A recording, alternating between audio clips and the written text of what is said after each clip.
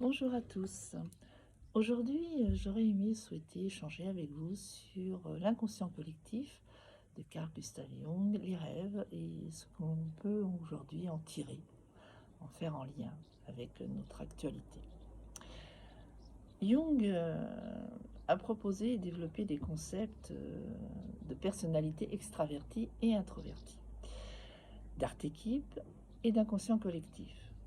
Son travail a eu une influence sur la psychiatrie et sur l'étude de la religion, de la littérature et des domaines connexes.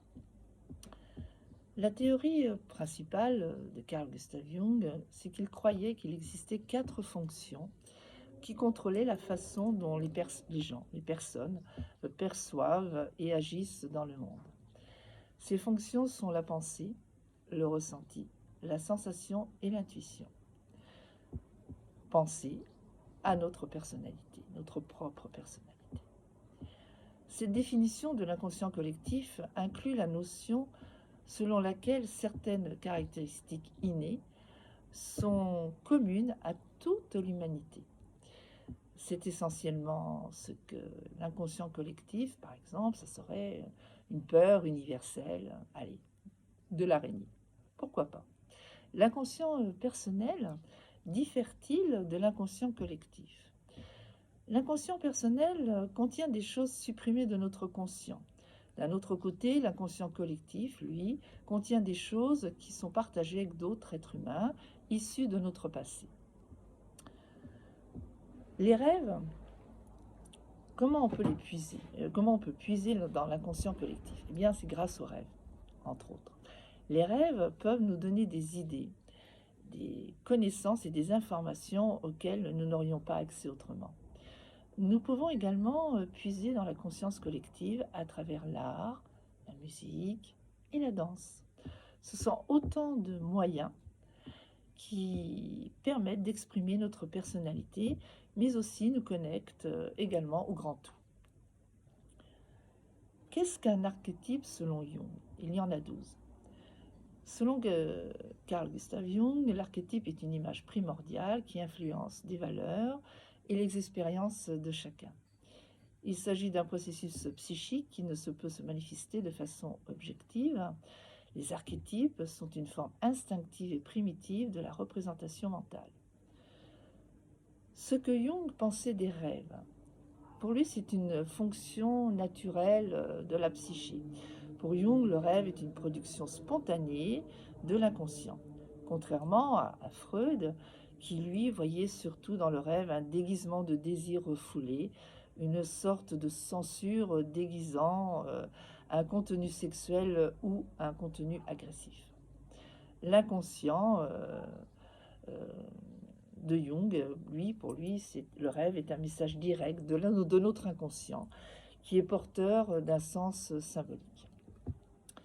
Il s'agit aussi d'un langage symbolique. Pour lui, le rêve parle en images, en archétypes, des symboles universels comme l'ombre, l'animal, l'animus, l'enfant, le divin, etc.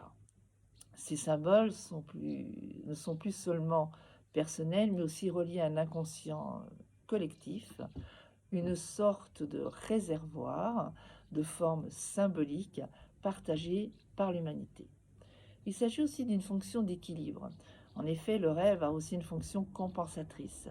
Il vient rééquilibrer la psyché consciente. Par exemple, une personne qui est trop rationnelle pourra rêver d'événements irrationnels, fantastiques ou magiques. Ainsi, le rêve vise à maintenir une totalité psychique, ce que l'on appelle le processus d'individuation. Comment interpréter un rêve selon Jung? Il n'y a pas de grille, il n'y a pas de schéma, il n'y a pas de méthode, elle dépend tout simplement du rêveur. Quelqu'un qui va rêver, je ne sais pas, d'un serpent ou d'une voiture aura un sens différent selon le rêveur. Par contre, il va passer par 3 niveaux. Le premier niveau sera le personnel. Le rêve parle de la vie psychique personnelle en tant qu'émotion, conflit intérieur, souvenir, etc. Il passera par le niveau culturel ou archétypal. Le rêve va activer des symboles universels. Et enfin, le troisième, le spirituel ou l'individuation, qui là va révéler une direction de croissance intérieure. Il s'agit aussi d'un travail dialogique. Le rêve comprend par un dialogue actif, un rêveur, lui, va explorer des associations émotionnelles, des souvenirs liés aux images oniriques.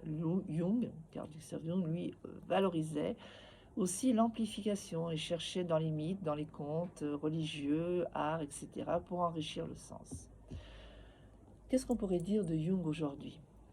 Que faire de Jung aujourd'hui, si on pouvait se poser cette question? On dirait tout simplement que l'approche jungienne est toujours aussi vivante, qu'on l'utilise en psychothérapie analytique. Certains encore psychanalystes jungiens vont utiliser l'interprétation des rêves. Et dans la culture populaire, eh bien, on va retrouver cela à travers le tarot, l'astrologie psychologique, le développement personnel, qui ira puiser parfois dans l'imaginaire jungien. Donc pour résumer, on pourrait dire que le rêve est la voix de l'inconscient. Et pour Jung, il ne masque pas la vérité, il se révèle sous forme de symboles. Donc aujourd'hui, on peut honorer cette vision en tenant compte du contexte, en restant ouvert aux symboles vivants et en acceptant que le rêve parle de nous, mais aussi quelque chose de plus grand que nous. Voilà, je vous laisse sur cette réflexion, au plaisir d'échanger ensemble sur ce groupe. Je vous souhaite une agréable journée.